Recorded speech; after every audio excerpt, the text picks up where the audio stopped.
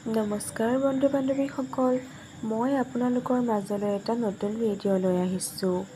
ভিডিঅ'টো হৈছে এই মেলাত অম্বুবাচী মেলাত তিনিটা ভাগ্যশালী ৰাশিৰ বিষয়ে লৈ আহিছোঁ। তিনিটা ভাগ্যশালী ৰাশিৰ বিষয়ে এতিয়া আমি জানো আহক।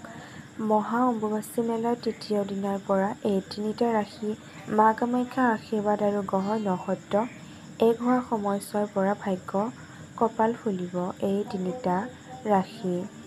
এইকেইটা আহক জানো ভাগ্য আৰু লাভৱান হোৱা ৰাশি কেইটানো কি কি। তাৰ আগতে মোৰ চেনেলটো ছাবস্ক্ৰাইব কৰি ল'ব যিসকলে এতিয়ালৈকে মোৰ চেনেলটো ছাবস্ক্ৰাইব কৰা নাই।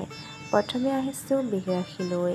বৃষ ৰাশিৰ লোকসকল মা কামাখ্যা দেৱীৰ হাত লগাৰ পৰা তেওঁলোক বছৰটো ভালে দেখা যাব আৰু বহুদিনৰ পৰা পৰি থকা কাম সম্পূৰ্ণ হ'ব।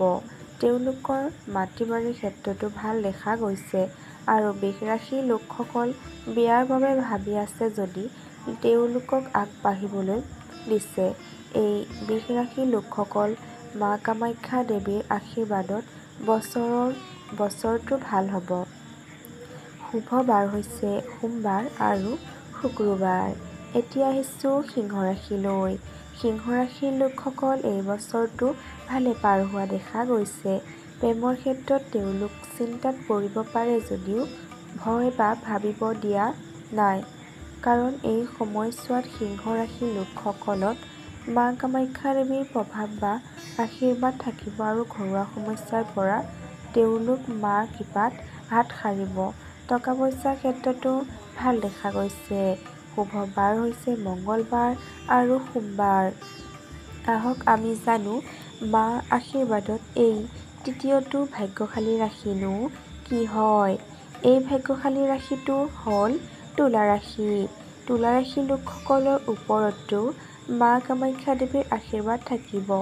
তেওঁলোকক পাবলৈ থকা টকা পইচাই হওক বা মাটি বাৰীয়েই হওক তেওঁলোকে মা কামাখ্যা মাৰ হাতৰ পৰাই ঘূৰাই পোৱা আশাত আছে আৰু কৈছে বিয়াৰ বাৰুৰ ক্ষেত্ৰতো তেওঁলোকক ভাল দেখা গৈছে বাবে তেওঁলোকক বিয়াৰ কথা ভাবি দিছে বিয়া নপতা লোকসকলক, কাৰণ এই সময়ছোৱাত কৰিলেহে সফল হ'লো সম্ভাৱনা আছে।